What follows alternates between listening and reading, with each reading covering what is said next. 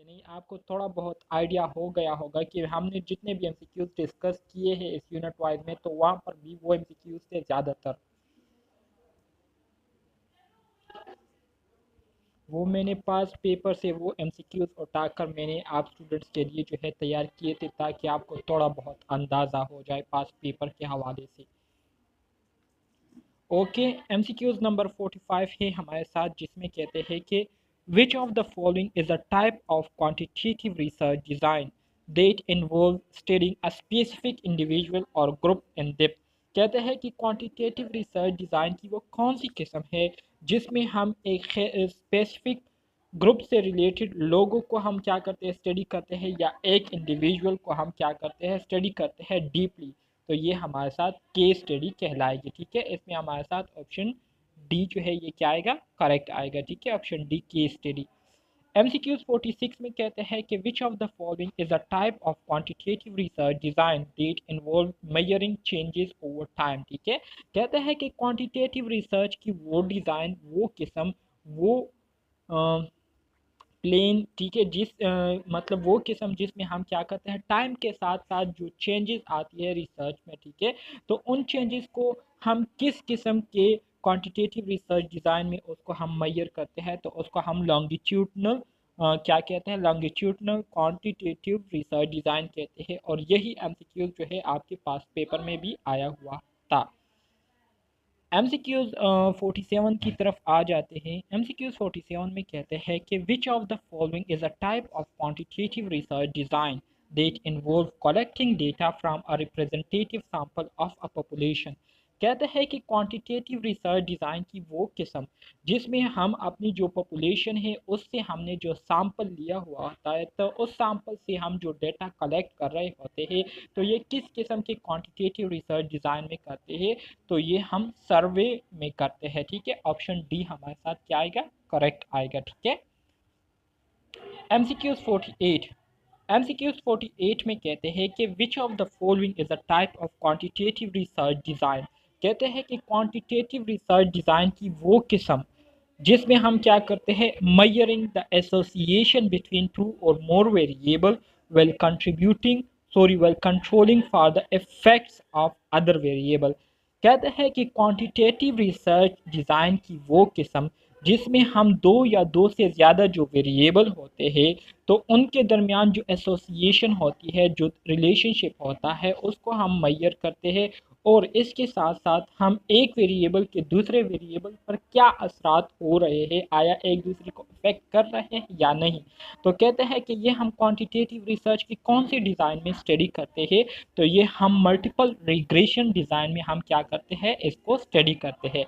Multiple regression quantitative research design क्या है, ये हमारे साथ क्वांटिटेटिव रिसर्च डिज़ाइन की वो किस्म है जिसमें हम दो या दो से ज़्यादा जो वेरिएबल होते हैं, तो उनके दरमियान क्या रिलेशनशिप है उसको मैयर करते हैं। और इसके साथ साथ ये दो या दो से ज़्यादा जो वेरिएबल है, आया ये एक दूसरे पर इफेक्ट हो रहे हैं, असरअंदाज हो रहे हैं या नहीं, तो इसको हम क्या करते हैं, इसके ज़रिए कंट्रोल करते हैं मल्टीपल रिग्रेशन के ज़रिए। ठीक है, MCQs 49 में कहते हैं विच of the following is a type of quantitative research design that involve comparing two or more group on a specific variable of interest। कहते हैं कि क्वांटिटेटिव रिसर्च डिज़ाइन की वो किस्म जिसमें हम दो या दो से ज़्यादा ग्रुप जो है उसको हम क्या करते हैं, एक स्पेसिफिक वेरिएबल के साथ क्या करते हैं, उसको कंपेयर करते हैं। ठीक है, जिसमें हमारी दिलचस्पी होती है, तो उस वेरिएबल के साथ हम उसको दो या दो से ज़्यादा जो दूसरे ग्रुप्स होते हैं उनको हम कंपेयर करते हैं। ठीक है, तो कहते हैं कि ये हम कौन सी किस्म में करते हैं, तो ये हम एक्सपेरिमेंटल क्वांटिटेटिव रिसर्च डिज़ाइन में करते हैं। ठीक है, स्टेटमेंट को समझने की कोशिश करेंगे तो इंशाल्लाह आपके जो एमसीक्यूज होंगे वो फिर ज़्यादा आप जो है उसको ठीक जो है मार्क कर सकेंगे। ठीक है, एग्जामिनेशन के हवाले से मैं आपको ये बता रहा हूँ कि एग्जामिनेशन में सबसे इम्पोर्टेंट आपके लिए स्टेटमेंट को समझना होता है। ठीक है, अगर आप स्टेटमेंट को समझेंगे और आसानी से समझेंगे तो उतना ही आपके लिए उसके हवाले से जवाब देना भी आसान होगा। लेकिन अगर आप स्टेटमेंट को नहीं समझ पा रहे तो ظاہری بات ہے جب آپ کو کویشچن کی سمجھ نہیں آئے گی تو آپ جواب کیسے ٹھیک دے سکتے ہیں، تو اسٹیٹمنٹ کو سمجھنا بہت زیادہ ضروری ہے۔ ایم سی کیوز 50 میں کہتے ہیں کہ which of the following is a type of quantitative research design that involve میئرنگ a variable at one point in time. تو آلریڈی میں نے آپ کو بتایا تھا یونٹ 1 میں کہ ہمارے ساتھ کوانٹیٹیو ریسرچ ڈیزائن کی وہ قسم جس میں ہم ایک خاص ٹائم میں ایک خاص پوائنٹ پر کیا کرتے ہیں، ویریبلس کو میئر کرتے ہیں، ٹھیک ہے۔ تو اس کو ہم کیا کہیں گے، اس کو ہم cross sectional quantitative research design کہیں گے، ٹھیک ہے، cross sectional quantitative research design کہیں گے۔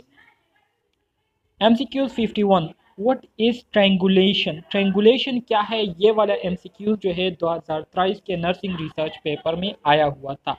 ایم سی کیوز 51 میں کہتے ہیں کہ وٹ از ٹرائنگولیشن؟ ٹرائنگولیشن کیا ہے؟ A surveying technique that uses triangles to determine the location of points۔ کہتے ہیں کہ جو ٹرائنگولیشن ہے یہ اصل میں ہمارے ساتھ سروے کرنے کی ایک ٹیکنیک ہے جس کے ذریعے ہم کیا کرتے ہیں، جس میں ہم کیا کرتے ہیں، ٹرائنگلز کو یوز کرتے ہوئے مختلف پوائنٹس پر جو لوکیشن ہوتے ہیں، ٹھیک ہے، اس کو ہم کیا کرتے ہیں، معلوم کرتے ہیں۔ مطلب یہ ہمارے ساتھ ایک سروے کرنے کی ایک ٹیکنیک ہے جس میں ہم ٹرائنگل میتھڈس کو یوز کرتے ہیں یا ٹرائنگلز کو یوز کرتے ہوئے ہم کیا کرتے ہیں، مختلف پوائنٹس پر جو ڈیٹا کلیکشن سورسز ہوتے ہیں یا جو لوکیشن ہوتے ہیں اس کا ہم کیا کرتے ہیں، معلوم کرتے ہیں۔ تو اس کو ہم ٹرائی اینگولیشن کہیں گے، ٹھیک ہے۔ M C Qs 52 which of the following is not a type of try angulation? مندرجہ ذیل میں سے کون سا جو ہے ہمارے ساتھ ٹرائی اینگولیشن کے ٹائپس میں نہیں آتا؟ تو ورٹیکل ٹرائی اینگولیشن جو ہے یہ ہمارے ساتھ ٹرائی اینگولیشن کے ٹائپس میں نہیں آتا، ٹھیک ہے، vertical try angulation. M C Qs 53 کی طرف آ جاتے ہیں۔ 53 میں کہتے ہیں کہ what is the purpose of triangulation in surviving? کہتے ہیں کہ سروے کے دوران ہم جو ٹرائنگولیشن میتھڈ کو یوز کرتے ہیں تو اس کے پیچھے کیا مقصد ہوتا ہے؟ تو اسی مقصد کے لیے ہم اس کو یوز کرتے ہیں to determine the location of points on a map. ہمارے ساتھ جو میپ ہوتا ہے تو اس میپ پر ہمارے ساتھ مختلف پوائنٹس کس جگہ پر موجود ہے تو اس کے لوکیشن کو معلوم کرنے کے لیے ہم کیا کرتے ہیں، ٹرائی اینگولیشن کرتے ہیں، ٹھیک ہے۔ ایم سی کیوز 51 دوبارہ سمجھا دوں آپ کو، چلے ٹھیک ہے میں آپ کو دوبارہ سے سمجھا دوں گا، سمپل ہے۔ ایم سی کیوز 51 کہتے ہیں کہ ٹرائنگولیشن کیا ہے، ٹرائنگولیشن کسے کہتے ہیں؟ تو ٹرائنگولیشن جو ہے یہ اصل میں ہمارے ساتھ ایک سروے ٹیکنیک ہے، ٹھیک ہے۔ سروے جس طریقے سے ہم کرتے ہیں تو یہ ہمارے ساتھ اس کی ایک ٹیکنیک ہے جس میں ہم ٹرائنگلز کو یوز کرتے ہوئے کیا کرتے ہیں، مختلف پوائنٹس کی جو لوکیشن ہے، مختلف ایریاز کی جو لوکیشن ہے اس کو ہم کیا کرتے ہیں، معلوم کرتے ہیں۔ تو اس کو ہم ٹرائنگولیشن کہتے ہیں، ٹھیک ہے۔ اور اسی طرح سے ٹرائنگولیشن کے ٹائپس میں ہمارے ساتھ جو نہیں آتا وہ ہمارے ساتھ ورٹیکل ٹرائنگولیشن کہلاتی ہے۔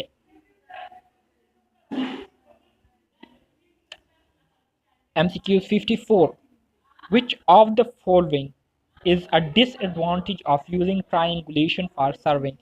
کہتے ہیں کہ مندرجہ ذیل میں سے ہمارے ساتھ ٹرائنگولیشن کے کیا نقصانات ہوں گے یا کیا ڈس ایڈوانٹیج ہوں گے جس کو ہم سروے کے دوران یوز کرتے ہیں یا سروے کے لیے یوز کرتے ہیں۔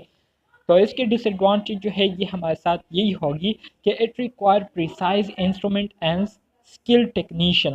مطلب اگر آپ کے پاس ایک کمپیٹنٹ بندہ نہ ہو، ٹھیک ہے، ایک قابل بندہ نہ ہو تو عام لوگ جو ہے اس طرح کی جو ٹیکنیک ہے اس کو نہیں کر سکتے۔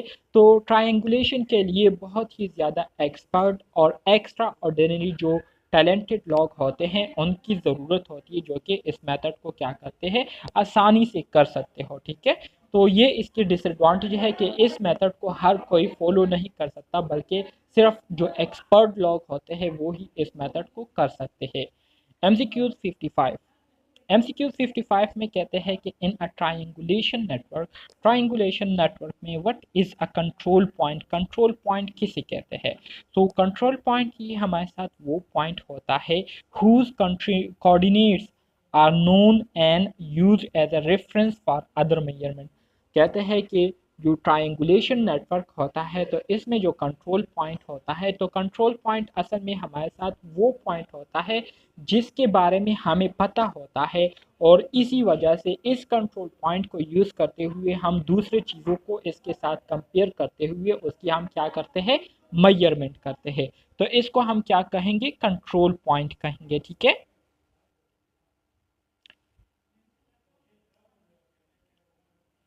MCQs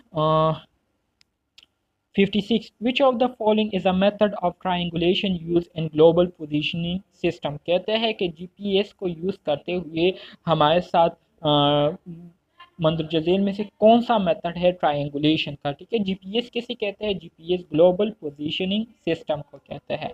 तो इसमें हमारे साथ ट्राइलेटरेशन आता है। ठीक है। ऑप्शन सी इंपॉर्टेंट एमसीक्यूज नहीं है। एमसीक्यूज 57 MCQ 57 में कहते हैं कि what is the purpose of using a base line in triangulation. Triangulation में जो बेस लाइन को यूज़ किया जाता है तो किस मकसद के लिए यूज़ किया जाता है to create a reference line for making measurement करने के लिए एक रेफरेंस लाइन को बनाने के लिए बेस लाइन को यूज़ किया जाता है। मतलब जिसके साथ दूसरी चीज़ों को क्या किया जा सके कंपेयर किया जा सके। तो इसके लिए हम क्या करते हैं बेस लाइन को यूज़ करते हैं। MCQ 58 in surveying what is the difference between triangulation and trilateration। triangulation और trilateration के दरमियान क्या फ़र्क है। triangulation uses angles to calculate distance। triangulation में हम एंगल्स को यूज़ करते हुए मुख्तलिफ जो डिस्टेंसेस होते हैं फासले होते हैं उसकी हम कैलकुलेशन करते हैं। जबकि ट्राइलेट्रेशन में हम क्या करते हैं ट्राइलेट्रेशन में हम डिस्टेंस को यूज़ करते हुए हम क्या करते हैं लोकेशन को कैलकुलेट करते हैं। ठीक है। तो ये हमारे साथ डिफरेंस है ट्राइंगुलेशन एंड ट्राइलेटरेशन में वगैरह नहीं आता जितना कि हमारे साथ एक्सपेरिमेंटल रिसर्च पर आता है। तो नॉन एक्सपेरिमेंटल रिसर्च ये हमारे साथ लेस एक्सपेंसिव होता है then experimental. MCQ 65 which of the following is an example of non experimental research। so a study in research survey a group of people about their attitude। ठीक है।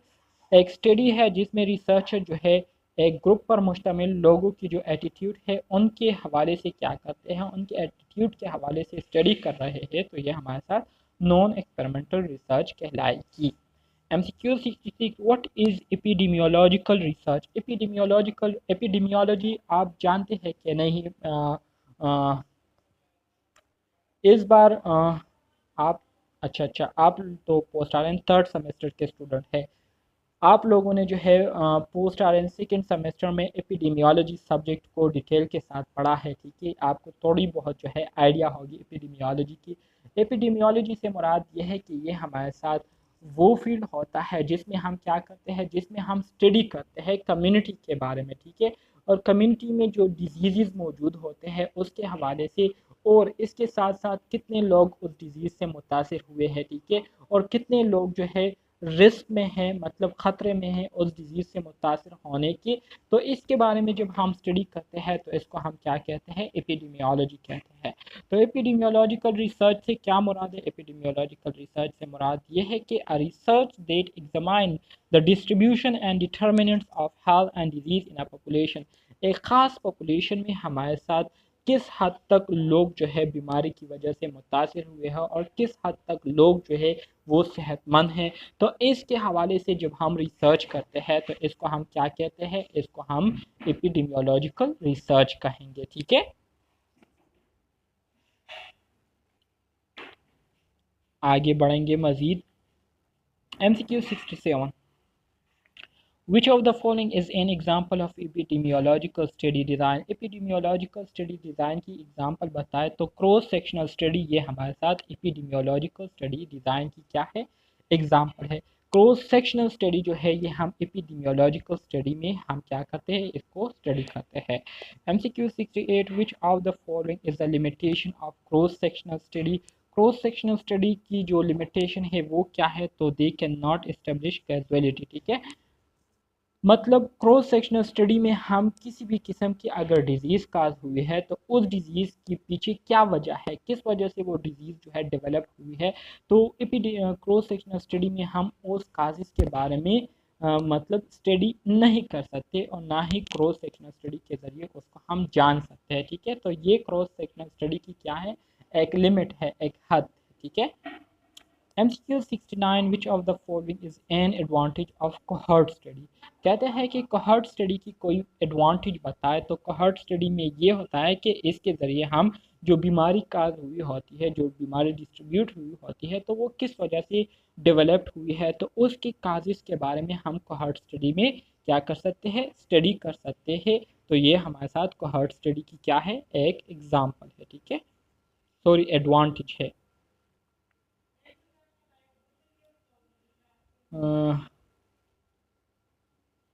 MCQ 70 which of the following is an example of case control study. मंदरजा झील में से हमारे साथ case control study की कोई एग्जाम्पल दे, तो a study that looks back in time to identify risk factor for a disease.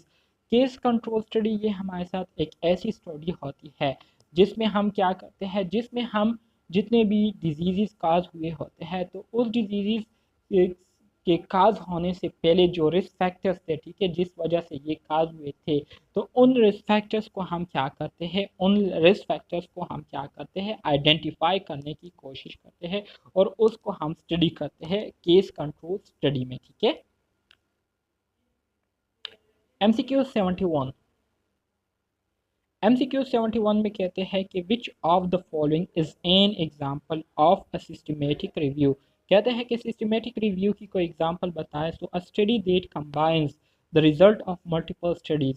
कहते हैं कि वो स्टडी जिसमें हम मल्टीपल स्टडी, एक ख़ास टॉपिक पर हमने बहुत सारी चीज़ों से क्या किया है, डेटा कलेक्ट किया है, तो उन चीज़ों से जो डेटा हमने कलेक्ट किया हुआ होता है, तो उसके रिजल्ट्स को हम कंबाइन करते हुए क्या करते हैं, एक समरी पेश करते हैं। ठीक है, सबूत के साथ। तो इस तरह की जो स्टडी होती है, इसको हम क्या कहेंगे, सिस्टमेटिक रिव्यू कहेंगे। ठीक है, सिस्टमेटिक रिव्यू में हम एक ख़ास टॉपिक के हवाले से बहुत सारे सोर्सेज को यूज़ करते हुए डेटा कलेक्ट करते हैं और उस डेटा के जो रिजल्ट्स हमारे पास आते हैं, तो उसको कंबाइन करके उससे हम एक समरी तैयार करते हैं। ठीक है, एविडेंस के साथ, सबूतों के साथ। तो इसको हम क्या कहेंगे, इसको हम सिस्टमेटिक रिव्यू।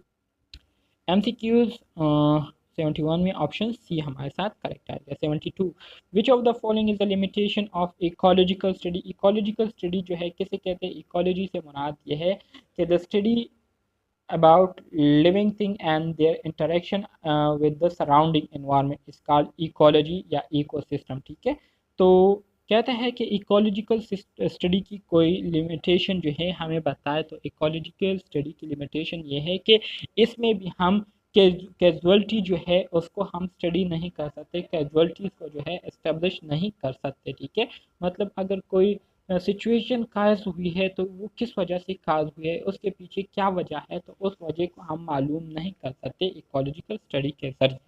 ऑप्शन ए इसमें हमारे साथ करेक्ट आएगा। MCQ 73 which of the following is an example of nested case control study. Nested case control study की कोई एग्जाम्पल बताए, तो a study that select a sample of cases and control from a large cohort study. ठीक है, हमारे साथ एक larger cohort study है। ठीक है, तो उस लार्जर कोहॉर्ट स्टडी से हम क्या करते हैं, सैम्पल्स, केसेस का एक सैंपल भी लेते हैं और इसी तरह से कंट्रोल का एक सैंपल लेते हैं, सेलेक्ट करते हैं। तो उसको जब हम स्टडी करेंगे, तो इसको हम फिर क्या कहेंगे, nested control, nested case control study कहेंगे। नेस्ट किसे कहते हैं, नेस्ट से मुराद घोंसला है। ठीक है, इससे आप ग्रुप भी ले सकते हैं। सो एक लार्ज को हार्ट स्टडी से हम केसेस भी ले लेते हैं। ठीक है, और इसके साथ साथ जो कंट्रोल है उसको भी ले लेते हैं। तो इसकी जब हम फिर स्टडी करते हैं, तो इसको हम नेस्टेड का केस कंट्रोल स्टडी कहेंगे। ठीक है। MCQ 74 which of the following is an advantage of using administrative database in epidemiological research. कहते हैं कि एडमिनिस्ट्रेटिव डेटाबेस को एपिडेमियोलॉजिकल रिसर्च में यूज़ करते हुए इसका हमें क्या एडवांटेज होता है। तो इसका एडवांटेज हमें ये होता है कि इसके ज़रिए हमें जो इंफॉर्मेशन मिलती है किसी भी पार्टिसिपेंट के हवाले से, तो वो इंफॉर्मेशन फिर हमारे साथ डिटेल फॉर्म में होती है। ठीक है, कम्प्रिहेंसिव फॉर्म में होती है।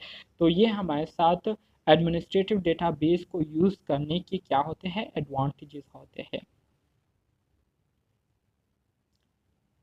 अब आ जाते हैं 75 की तरफ। Which of the following is an example of cohort study.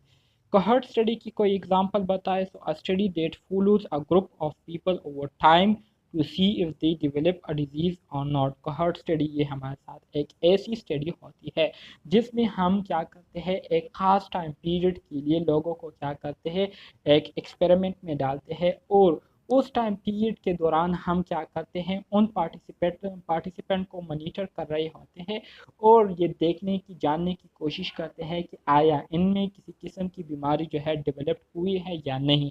तो इसकी जो स्टडी होती है इसको हम क्या कहते हैं, कोहर्ट स्टडी कहते हैं।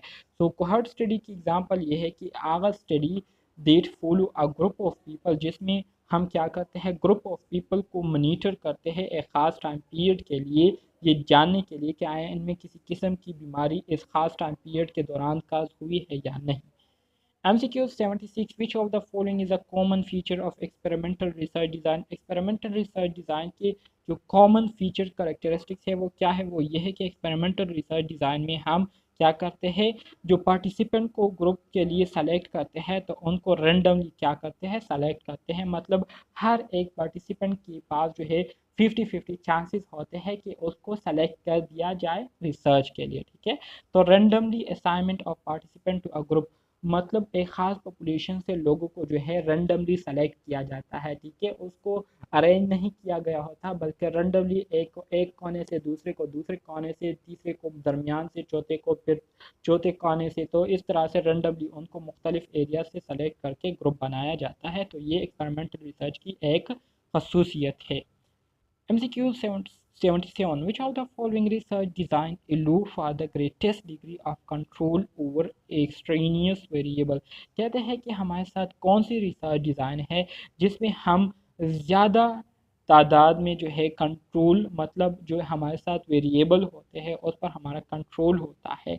तो ये हमारे साथ कौन सा रिसर्च डिज़ाइन होगा, ये हमारे साथ एक्सपेरिमेंटल रिसर्च डिज़ाइन होगा, ठीक है। क्योंकि जब हम एक्सपेरिमेंट करते हैं तो एक्सपेरिमेंट में हर एक चीज़ जो है उसको हम अपने कंट्रोल में रखते हैं, ठीक है, ताकि जो एक्सपेरिमेंट है वो हमारे कंट्रोल से बाहर ना निकले, ठीक है, और ख़राबी ना पैदा हो। तो एक्सपेरिमेंटल रिसर्च डिज़ाइन जो है ये हमारे साथ क्या है, ये हमारे साथ वो रिसर्च डिज़ाइन है जिसमें हमारे साथ ज़्यादा मकदार में क्या होता है, कंट्रोल होता है हमारे हाथों में। MCQ 77 which of the following research design is used to study case and effect relationship।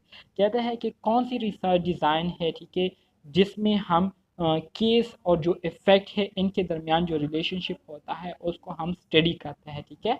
तो एक्सपेरिमेंटल रिसर्च डिज़ाइन में हम क्या करते हैं, केस और इफ़ेक्ट के दरमियान जो रिलेशनशिप होता है उसको हम स्टडी करते हैं। जैसे कि कल भी मैंने आपको, एक स्टूडेंट ने केस और इफ़ेक्ट के हवाले से क्वेश्चन किया था कि केस और इफ़ेक्ट में क्या फ़र्क है। तो मैंने आपको बताया था कि sorry I am sorry, cause cause and effect में क्या फ़र्क है, ठीक है। सो काज और इफ़ेक्ट के बारे में मैंने आपको बताया था कि एक बंदा है, ठीक है, वो खाना खा लेता है और खाना खाने के बाद एक्सरसाइज नहीं करता। तो एक्सरसाइज अब अगर वो नहीं करता, ठीक है, तो एक्सरसाइज ना करना ये उसकी काज बन जाएगी, ठीक है। और इसके साथ साथ एक्सरसाइज ना करने की वजह से उनका जो वेट है वो क्या हो गया, वो बढ़ गया, वो इंक्रीज हो गया। तो वेट का बढ़ जाना ये क्या है, इफेक्ट है, और एक्सरसाइज ना करना ये क्या है, ये काज है, ठीक है। तो काज और इफेक्ट के दरमियान जिसमें हम काज और इफेक्ट के दरमियान जो रिलेशनशिप होता है उसको हम स्टडी करते हैं। तो इस तरह की जो रिसर्च डिज़ाइन है उसको हम एक्सपेरिमेंटल रिसर्च डिज़ाइन कहेंगे, ठीक है। MCQ 78 which of the following research designs involve collecting data from a sample of individual at one point in time। कहते हैं कि हमारे साथ वो कौन सी रिसर्च डिज़ाइन होती है जिसमें एक ख़ास टाइम पीरियड में एक ख़ास पॉइंट पर हम जो सैंपल होते हैं तो उस सैंपल में इंडिविजुअल से डेटा कलेक्ट करते हैं। तो वो हम क्रॉस सेक्शनल रिसर्च डिज़ाइन में करते हैं, ठीक है। ये वाले MCQs आए हुए हैं। MCQ 79 which of the following research design. 78 में क्या, कॉज एंड इफेक्ट वाला। Okay okay okay, cross sectional design. کہتے ہیں کہ ہمارے ساتھ وہ کون سی ریسرچ ڈیزائن ہے جس میں ہم ایک خاص ٹائم پیریڈ کے دوران ایک خاص پوائنٹ پر ہم نے جو سیمپل سلیکٹ کیا ہوتا ہے تو ان سیمپل میں موجود جو پارٹیسپینٹ ہوتے ہیں تو ایک خاص پوائنٹ پر ان سے ہم ڈیٹا کلیکٹ کرتے ہیں، ٹھیک ہے۔ تو اس کو جو ہے ہم usually cross sectional research design میں ہم کرتے ہیں، ٹھیک ہے، جس میں ہم ایک خاص ٹائم پیریڈ میں ایک خاص پوائنٹ پر اپنے پارٹیسپینٹ سے ڈیٹا کلیکٹ کرتے ہیں، حاصل کرتے ہیں۔ MCQ 79 which of the following research design involve collecting data from the same sample of individual at multiple point in time؟ کہتے ہیں کہ ہمارے ساتھ وہ کون سی ریسرچ ڈیزائن ہے جس میں ہم ایک ہی ٹائم پیریڈ کے دوران بہت دفعہ مطلب ایک سے زیادہ دفعہ اپنے پارٹیسپینٹ سے بار بار ڈیٹا کلیکٹ کرتے ہیں۔ تو یہ ہمارے ساتھ کون سی ریسرچ ڈیزائن میں ہم اس طرح سے کرتے ہیں کہ ایک ہی ٹائم میں بار بار ہم اپنے پارٹیسپینٹ سے ڈیٹا کلیکٹ کرتے ہیں، تو اس کو ہم لانگیٹیوڈنل ڈیزائن کہیں گے، ٹھیک ہے، لانگیٹیوڈنل ڈیزائن۔ آپشن سی ہمارے ساتھ کریکٹ آئے گا۔ MCQs 80 which of the following research design is used to study the relationship between two or more variable؟ کہتے ہیں کون سی ریسرچ ڈیزائن ہے جس میں ہم دو یا دو سے زیادہ ویریبل کے درمیان جو ریلیشن شپ ہوتا ہے اس کو ہم کیا کرتے ہیں، اسٹڈی کرتے ہیں۔ تو اس میں ہمارے ساتھ کو ریلیشنل ڈیزائن آئے گا، ٹھیک ہے، کو relational design. MCQs 81 which of the following research design is characterized by the collection of data through observation and interview؟ کہتے ہیں کہ وہ کون سی ریسرچ ڈیزائن ہے جس میں ہم آبزرویشن اور انٹرویو کے ذریعے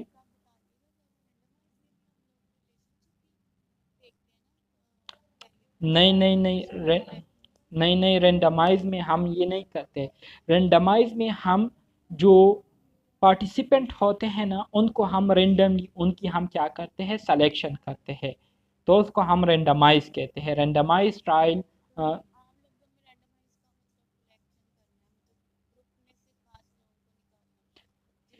نہیں خاص لوگوں کو نہیں، خاص لوگوں کو نہیں، اگر خاص آپ نے لگا دیا تو پھر رینڈم نہیں کہلائیں گے اس کو، ٹھیک ہے۔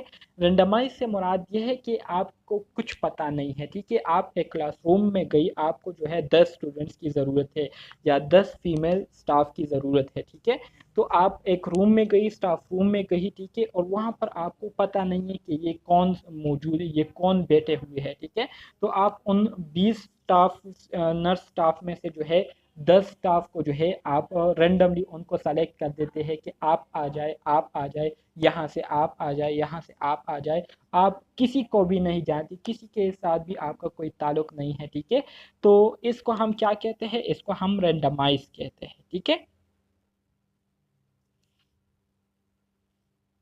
سمجھ آئے؟ Okay good.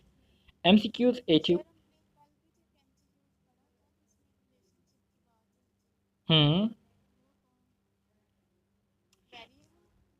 وہ تو ہم نے جو ڈیپینڈنٹ انڈیپینڈنٹ ویریبل ہوتے ہیں اس کے حوالے سے ہم نے بات کی تھی کہ ہمارے ساتھ، اچھا، تو پھر ہمارے ساتھ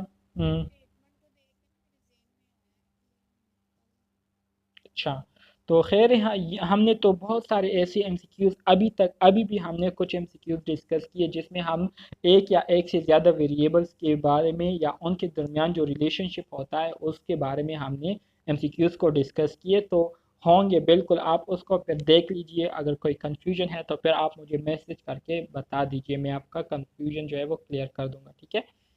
MCQs 80 میں کہتے ہیں کہ وہ ریسرچ ڈیزائن جس میں ہم دو یا دو سے زیادہ ویریبلس کو کیا کرتے ہیں، اس میں ہم کیا کرتے ہیں، ان کے درمیان جو ریلیشن شپ ہوتا ہے، ٹھیک ہے، اس کو ہم اسٹڈی کرتے ہیں، تو اس ریسرچ ڈیزائن کو ہم کیا کہیں گے، اس ریسرچ ڈیزائن کو ہم کو ریلیشنل ڈیزائن کہیں گے، ٹھیک ہے، option C. MCQs 20 which of the following research design is characterized by the collection of data through observation and interview؟ کہتے ہیں کہ وہ کون سی ریسرچ ڈیزائن ہے جس میں ہم جو ڈیٹا کلیکشن کرتے ہیں تو وہ آبزرویشن اور انٹرویو کے ذریعے کرتے ہیں، مطلب لوگوں کو آبزرو کرتے ہوئے اور لوگوں سے انٹرویو لیتے ہوئے، تو اس کو ہم ڈسکرپٹیو ڈیزائن کہیں گے، ٹھیک ہے، ڈسکرپٹیو ریسرچ ڈیزائن کہیں گے، ٹھیک ہے۔ ڈسکرپٹیو ریسرچ ڈیزائن یہ وہ ریسرچ ڈیزائن ہے،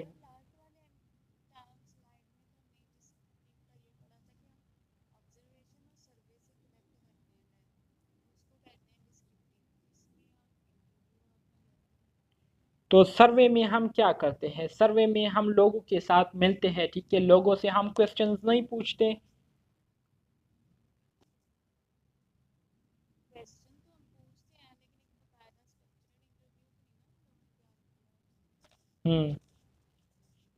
دیکھیں انٹرویو کے بھی ہمارے ساتھ قسم ہوتے ہیں، ٹھیک ہے.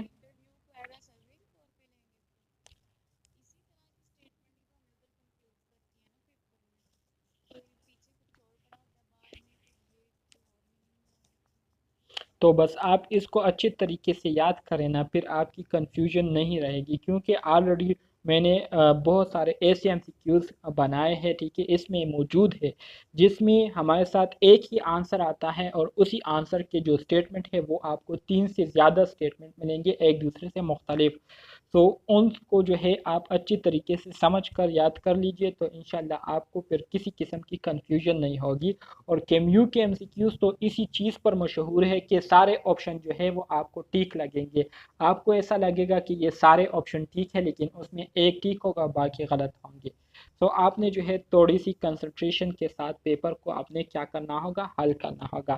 آپ لوگوں نے تو فرسٹ سیمسٹر بھی دیا ہوا ہے، سیکنڈ سیمسٹر بھی دیا ہوا ہے، تو آپ کو بہت زیادہ آئیڈیا ہو گیا ہوگا کیم یو کے بارے میں. تو اسی کے مطابق آپ جو ہے تیاری کریں، ٹھیک ہے.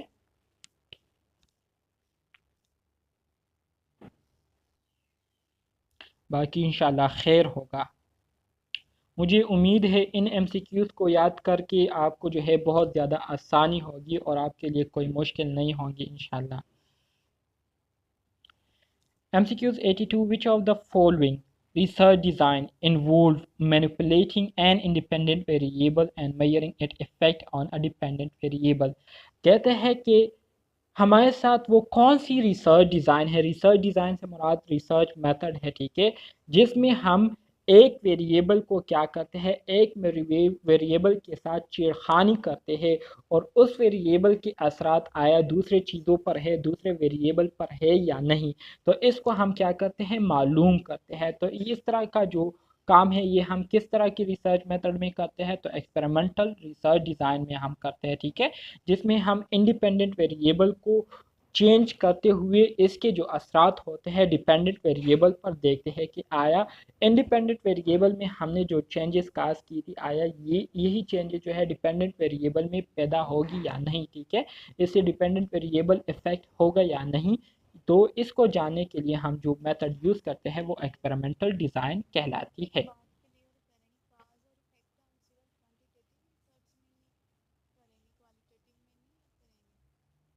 Cause and effect? نہیں، کاز اینڈ افیکٹ تو ہم کوالٹیٹیو میں بھی کر سکتے ہیں اور کوانٹیٹیو میں بھی کر سکتے ہیں.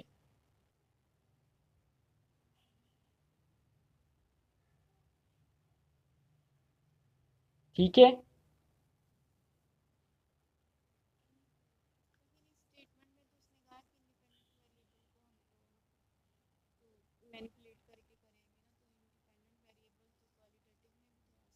بالکل کوالٹیٹیو میں بھی آ سکتے ہیں، کوانٹیٹیو میں بھی آ سکتے ہیں، بالکل.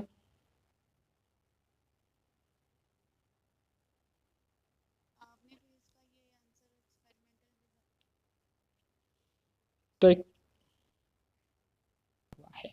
MCQs 90. Which of the following research design is used to examine the causal relationship between variable while controlling of other variable؟ کہتا ہے کہ وہ کون سی ریسرچ ڈیزائن ہے جس میں ہم کیجول ریلیشن شپ ویریبلس کے درمیان جو کیجول جو ریلیشن شپ ہوتا ہے، ٹھیک ہے، اس کو ہم معلوم کرتے ہیں جبکہ دوسرے ویریبلس وہ ہمارے کنٹرول میں ہوتے ہیں، ٹھیک ہے. تو اس کو ہم ایکسپیریمنٹل ڈیزائن کہیں گے، ٹھیک ہے. ایکسپیریمنٹل ڈیزائن میں ہم جو ایکسپیریمنٹ کرتے ہیں تو ظاہری بات ہے اس میں ہم کچھ ویریبلس کو اپنے کنٹرول میں رکھتے ہیں اور کچھ ویریبلس کو ہم اس پر ایکسپیریمنٹ کرتے ہیں، ٹھیک ہے، اور اس کو پھر ہم کنٹرول ویریبل کے ساتھ کمپیئر کرتے ہیں تاکہ ہمیں پتہ چلے کہ آیا اس پر کسی قسم کے افیکٹ کاز ہوئے ہیں یا نہیں. تو اس وجہ سے اس کو ہم ایکسپیریمنٹل ڈیزائن کہتے ہیں.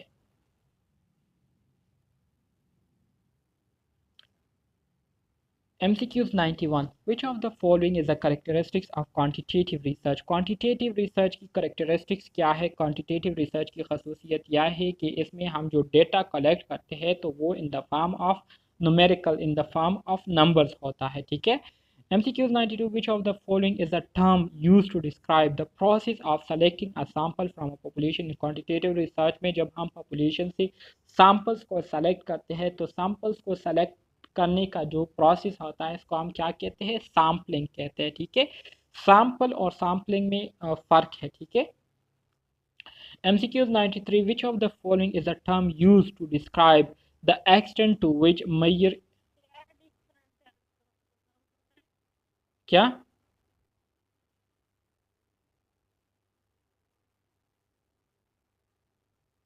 व्हाट डिफरेंस, अच्छा डिफरेंस क्या है, देखिए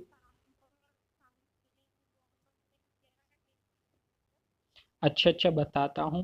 सैम्पलिंग जो है ये हमारे साथ वो अमल होता है जिसके ज़रिए हम क्या करते हैं, जिसके ज़रिए हम पॉपुलेशन से लोगों को क्या करते हैं, सेलेक्ट करते हैं और उसकी हम क्या करते हैं, सैंपल बनाते हैं।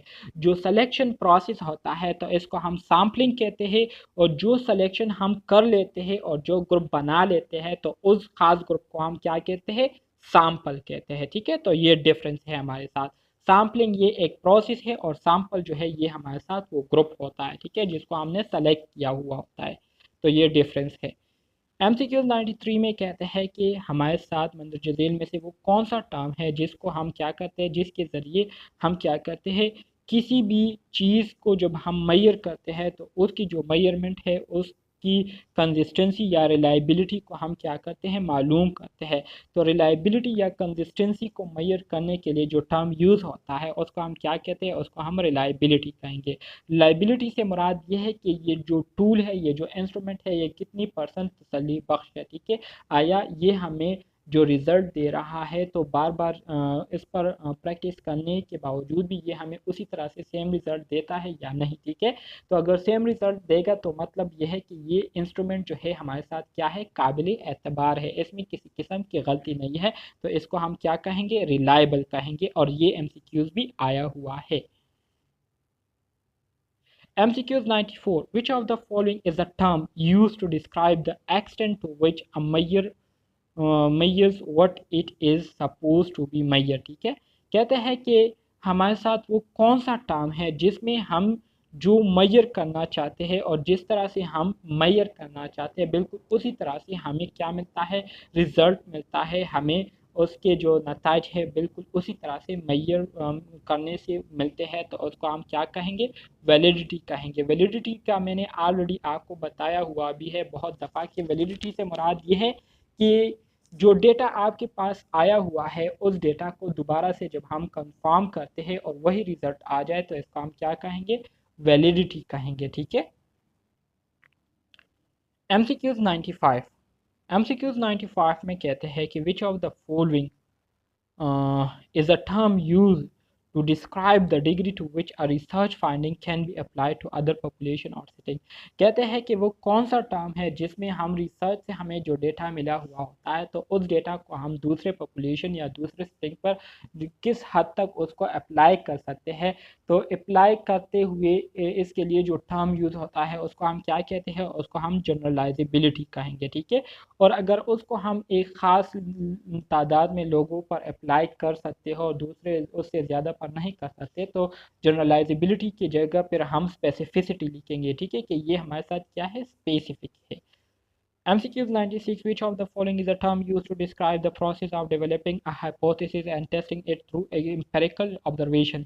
कहते हैं कि वो प्रोसेस जिसमें हम क्या करते हैं, जिसमें हम हाइपोथेसिस डेवलप करते हैं और उसको एम्पिरिकल ऑब्जर्वेशन के ज़रिए फिर उस हाइपोथेसिस की हम टेस्टिंग करते हैं।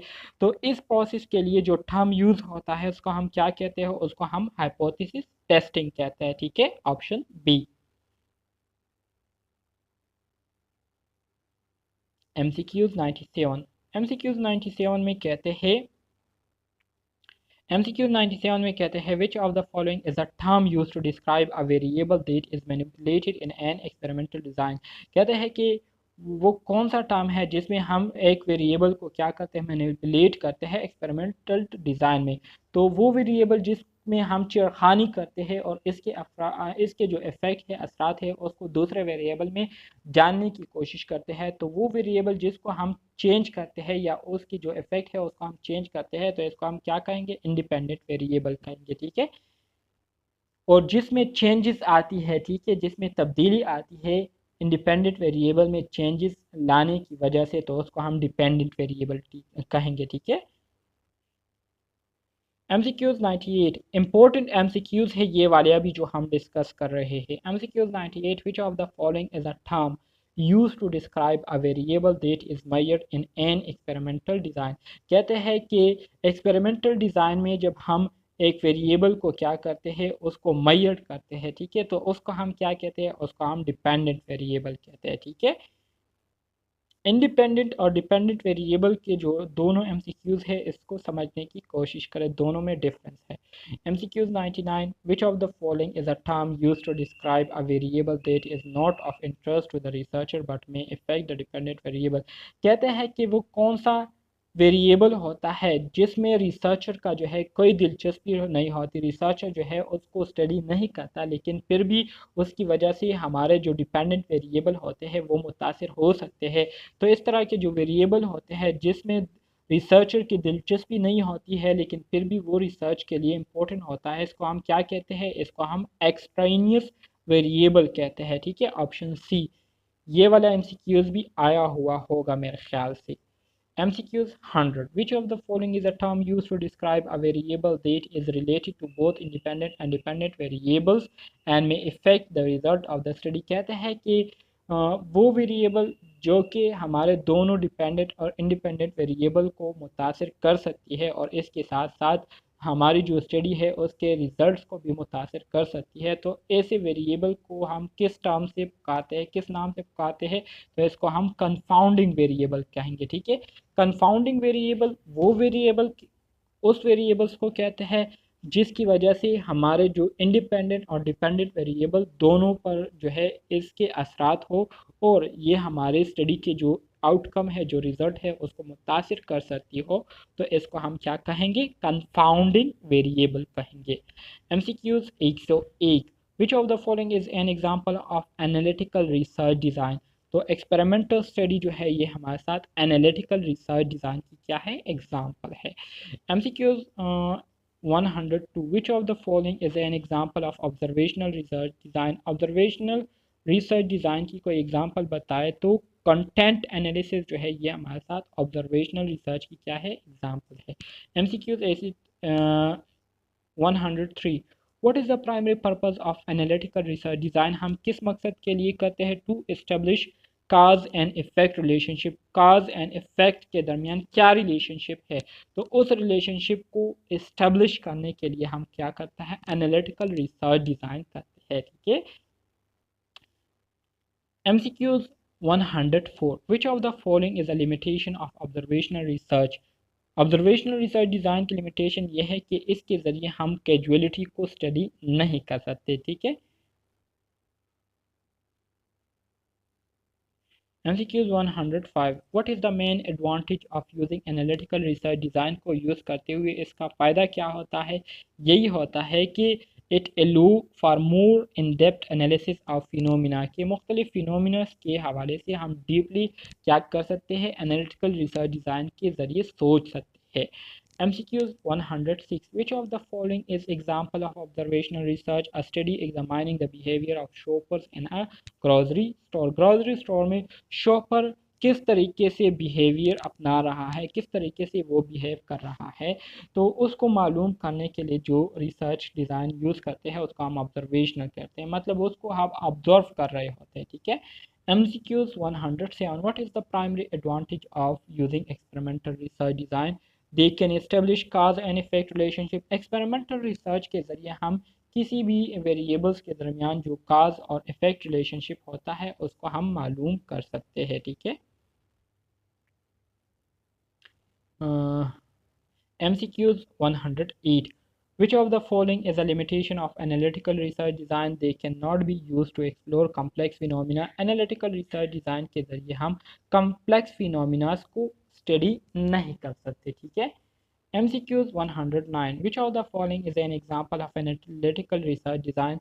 So a study examines the effect of a new diet on cholesterol level. Cholesterol level के लिए जो न्यू डाइट किया जा रहा है तो उसकी वजह से क्या असरात मुरतब हो रहे हैं उसको मालूम करने के लिए हम जो स्टडी करेंगे तो इसको हम एनालिटिकल रिसर्च डिज़ाइन कहेंगे.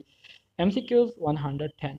Which of the following is a limitation of experimental research design? Experimental research design की कोई एग्जांपल बताए तो लिमिटेशन बताए they may not reflect real world condition. ये हमें जो हकीकी कंडीशन होती है जो असल कंडीशन होती है उसके हवाले से कोई बात या कोई इंफॉर्मेशन नहीं देती.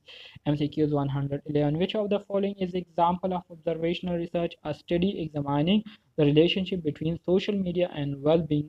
सोशल मीडिया और लोगों के दरमियान क्या रिलेशनशिप है इसको मालूम करने के लिए हम जो स्टडी करेंगे ये हमारे साथ ऑब्जर्वेशनल रिसर्च डिज़ाइन कहलाएगी. MCQs 112. Which of the following is a limitation of observational research? They cannot establish causality. Already हमने स्टडी किया हुआ है.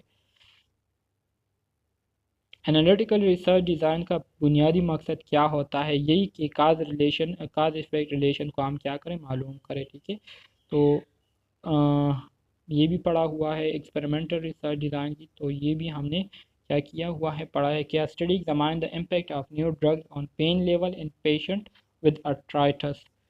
Which of the following is limitation of experimental research design?